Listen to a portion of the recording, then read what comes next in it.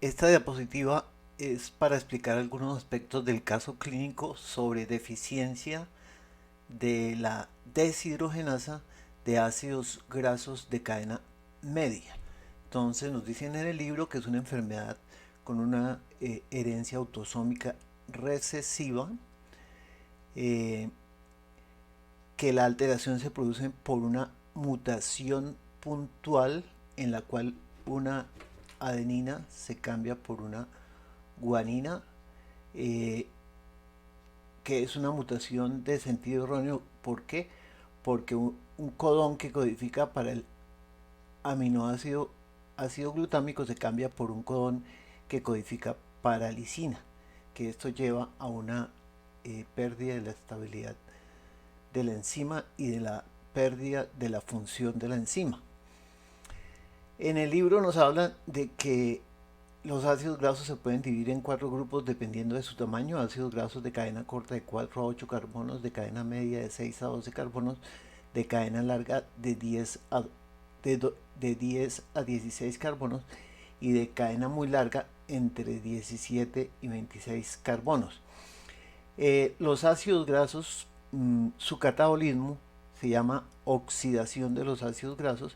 Esa oxidación puede ser, según en este libro, puede ser una beta oxidación o puede ser una omega oxidación. Beta oxidación, cuando la oxidación se hace en el carbono beta, entonces aquí está el grupo carboxilo, el siguiente carbono es el carbono alfa y el siguiente carbono es el carbono beta. Entonces cuando las oxidaciones se hacen sobre el carbono beta, se llama beta oxidación.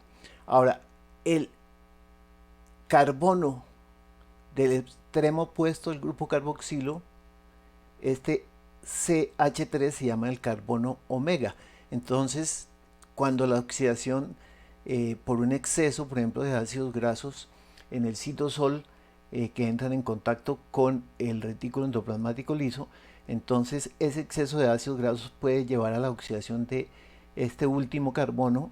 Entonces la oxidación de este último carbono, es decir, el carbono omega, se llama omega oxidación, y eso nos lleva a la producción de ácidos dicarboxílicos, que es uno de los puntos sobresalientes en estos pacientes que presentan esta deficiencia de la deshidrogenasa de ácidos grasos de cadena media.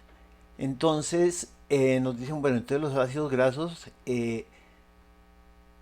llegan a la célula, de la célula deben entrar, si son ácidos grasos de cadena muy larga, entonces su oxidación se puede hacer en el peroxisoma. Cuando avanza esa oxidación y se producen ácidos grasos de cadena más corta, muy larga o media o corta, entonces esos ácidos grasos del citosol deben entrar a la mitocondria, donde ocurre el proceso de beta oxidación. Entonces nos dicen, esos ácidos grasos deben ser activados por una acil-CoA sintetasa. Entonces ese ácido graso eh, se le une coenzima A para formar una acil-CoA. Eso requiere ATP, el cual se hidroliza hasta AMP y pirofosfato que posteriormente es degradado por una pirofosfatasa.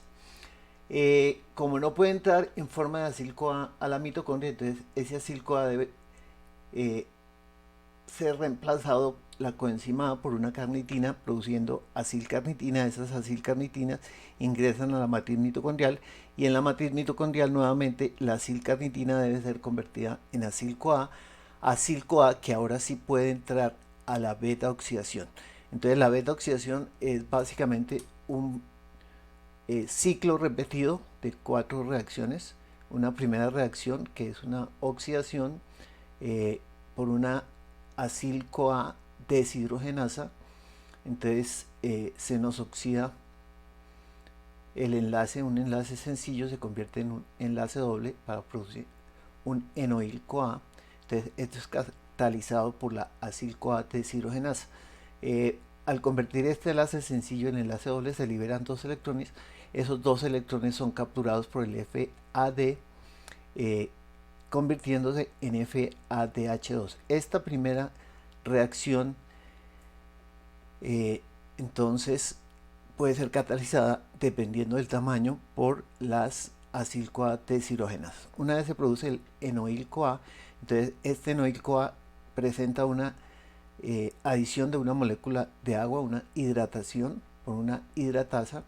Entonces este OH se pega al carbono beta y el hidrógeno se pega al carbono alfa. Posteriormente hay una nueva oxidación catalizada por una deshidrogenasa, hidroxiacil-CoA deshidrogenasa.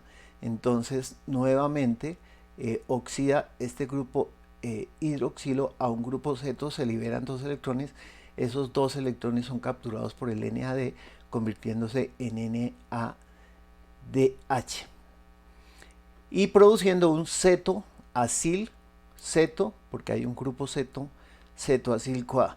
Finalmente nos dicen una tiolasa, entonces un grupo coenzima A hace una tiólisis y se rompe el enlace liberándose un ácido graso que ha disminuido en tamaño 2 carbonos y se libera una molécula de acetilcoenzima A.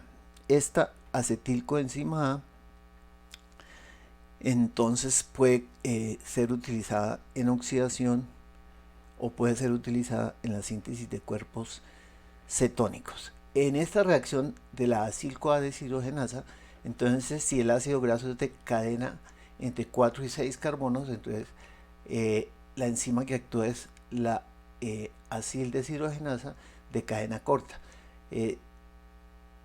O mejor, para ácidos grasos entre 14 y 20, entonces actúa en el peroxisoma, perdón, en la mitocondria una deshidrogenasa, acil-CoA deshidrogenasa de cadena muy larga, de 14 a 20. Una vez este se ha oxidado y se va reduciendo de tamaño y llega a un tamaño entre 12 y 18, entonces ya la enzima que actúa no es la enzima de ácidos grasos de cadena muy larga, sino la enzima de ácidos grasos de cadena larga, que va acortando el ácido graso. Ya cuando el ácido graso está entre 4 y 12, ya la enzima que actúa es una de cadena media, y ya cuando el ácido graso está entre 4 y 6 carbonos, entonces ya la enzima que actúa es la acil deshidrogenasa de cadena corta. Entonces si esta enzima está defectuosa, estos ácidos grasos de 12 a 20 pueden ser degradados y cuando llegan a este tamaño ya no pueden ser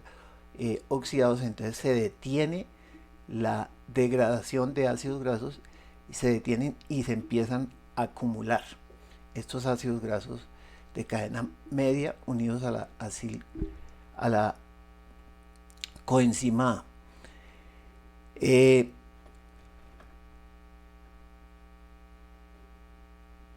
Entonces, ¿qué ocurre en este tipo de pacientes? Entonces, se acumulan ácidos grasos de cadena media unidos a la coenzima A.